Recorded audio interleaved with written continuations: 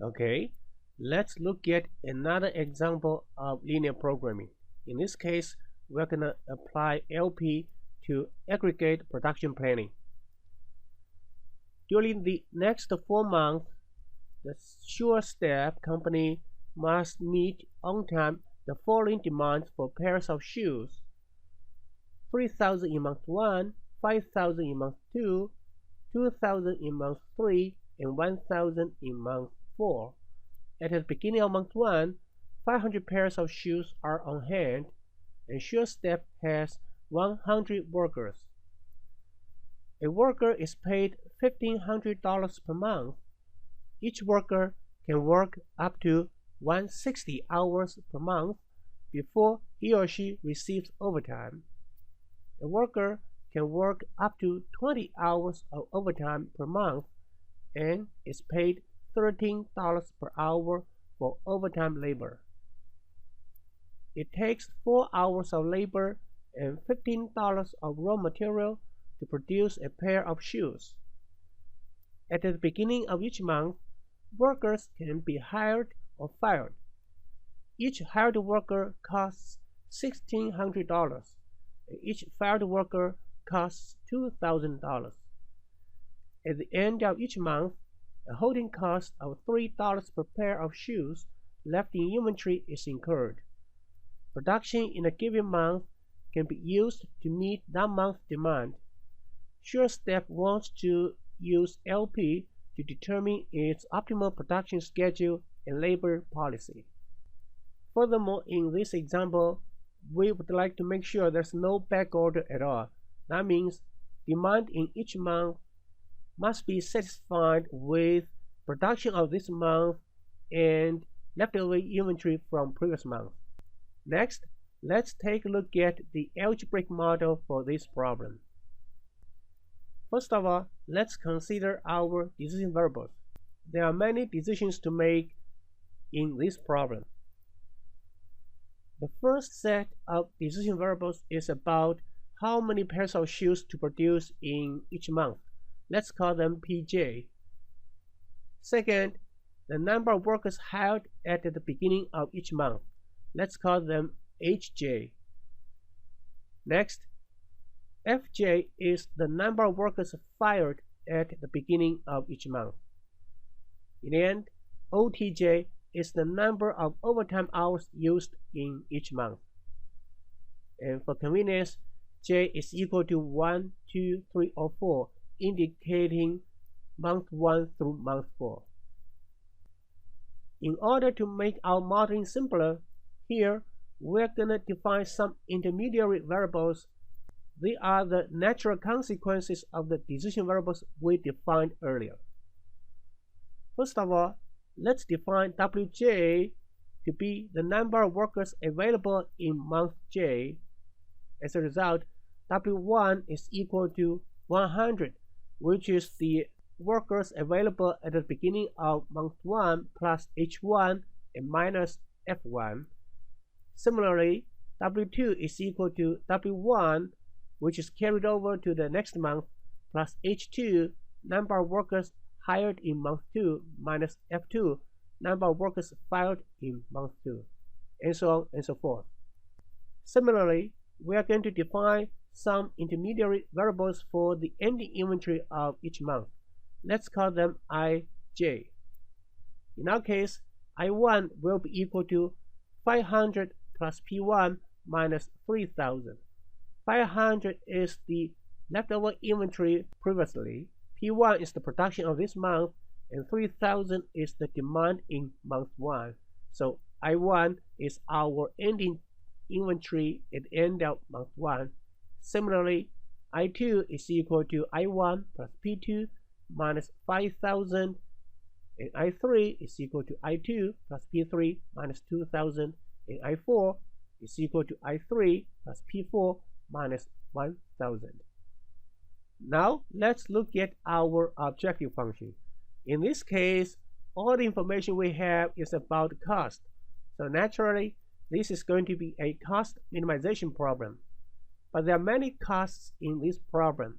Let's take care of them one at a time. First of all, let's look at raw material costs. it costs $15 per pair of shoes. In total, we're going to make P1 plus P2 plus P3 plus P4 pairs of shoes. As a result, total raw material costs are given by 15 times the sum of P1, P2, P3, and P4. Next, the total hiring costs are equal to 16,000 times the total number of workers hired in a span of 4 months. That is 1,600 times the sum of H1, H2, H3, and H4. Similarly, total firing costs are equal to 2,000 times the sum of F1, F2, F3, and F4. And total overtime costs are equal to 13 times the sum of OT1, OT2, OT3, and OT4. Regular time wage is equal to $1,500 per worker per month times the sum of W1, W2, W3, and W4. In the end, the inventory holding costs are equal to $3 per pair times the sum of I1, I2, I3, and I4. Next, let's look at our constraints. In this problem, we have the following constraints. First of all, overtime constraints.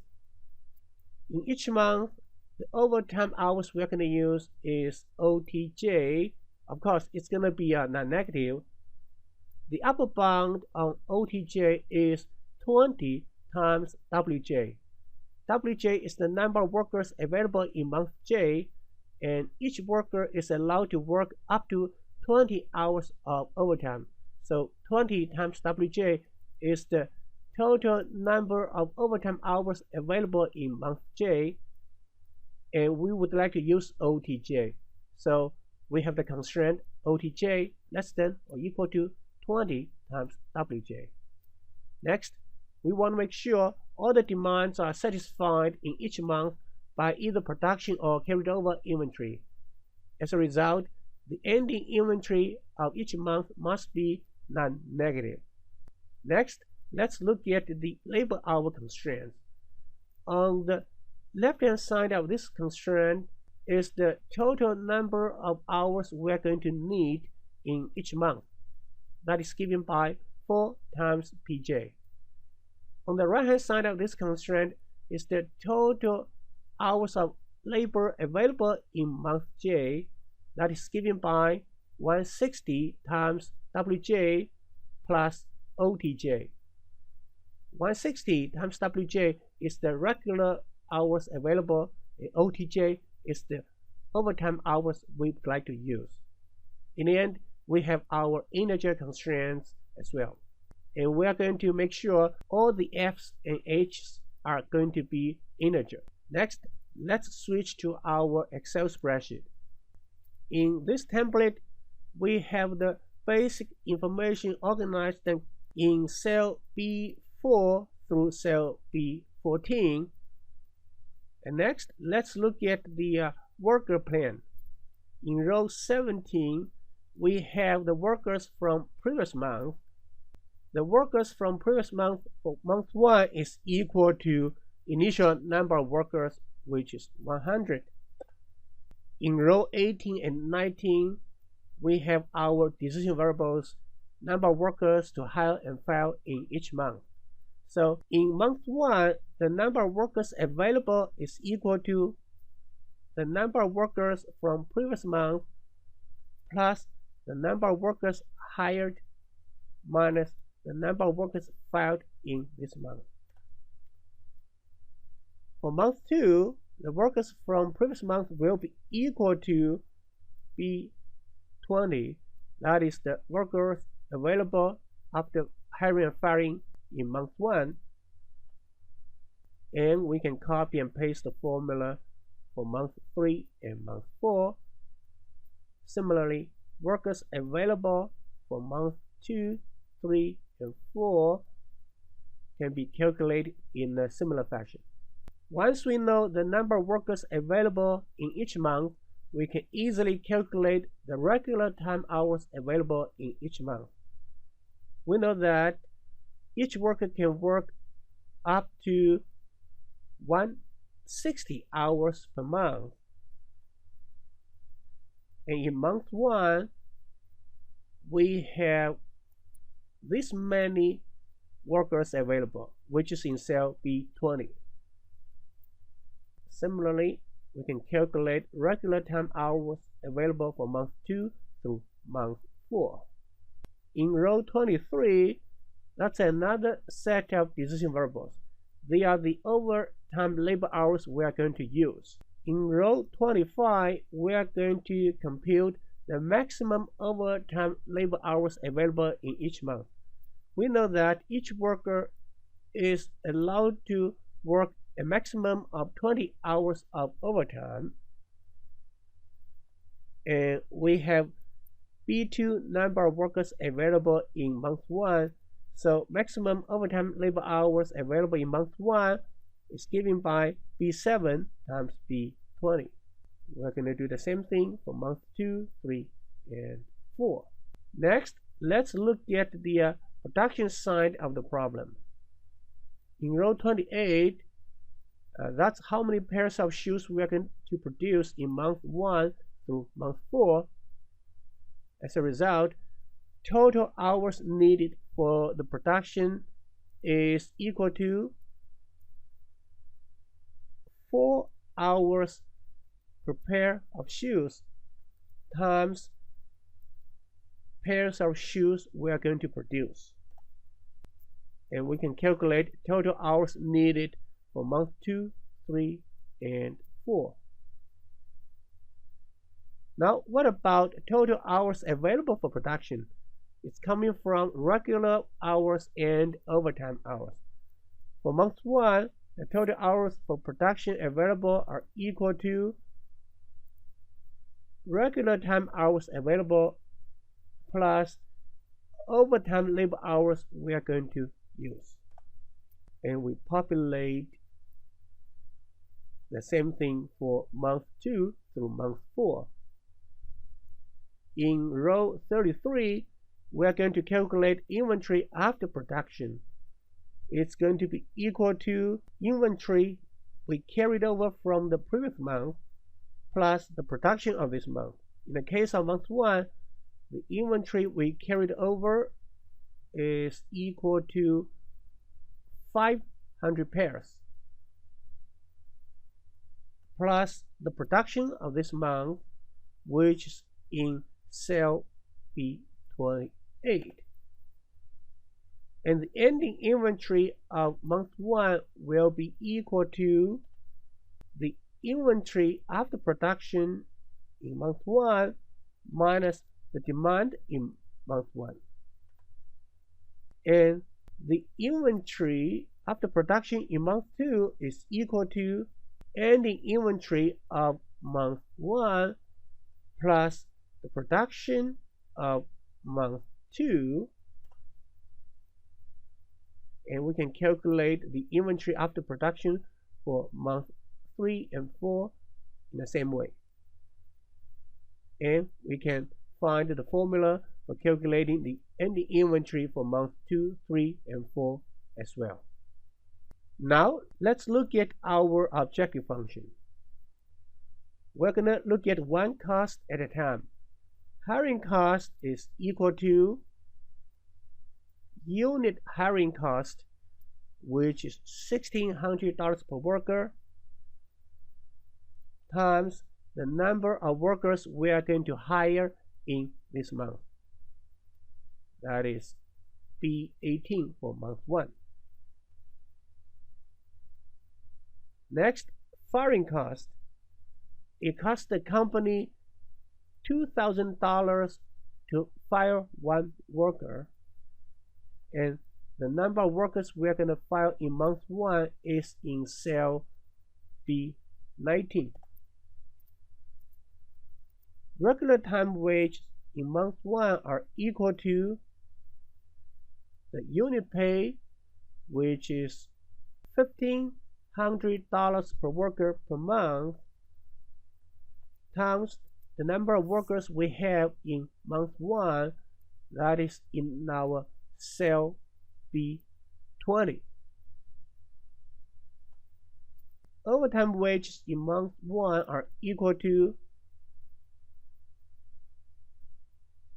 $13 per hour per worker times the total number of overtime hours we are going to use in month 1, that is in our cell B23. Raw material cost in month 1 is equal to $15 per pair of shoes times number of pairs of shoes we are going to produce in month 1, that is our P1 in cell B28. And holding cost is equal to $3 per pair, and we have I1 pairs at the end of month 1, and our I1 ending inventory of month 1 is in cell B36. And then the total cost of month 1 is the sum of the previous costs. We can copy and paste formula to calculate all the costs for month 2 through month 4. Similarly, we're going to compute the totals of hiring cost, firing cost, regular time wage, all the way to holding cost.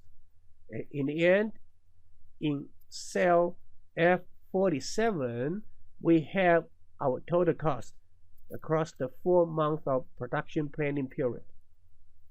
Now we are ready to launch our solver and find our optimal solution.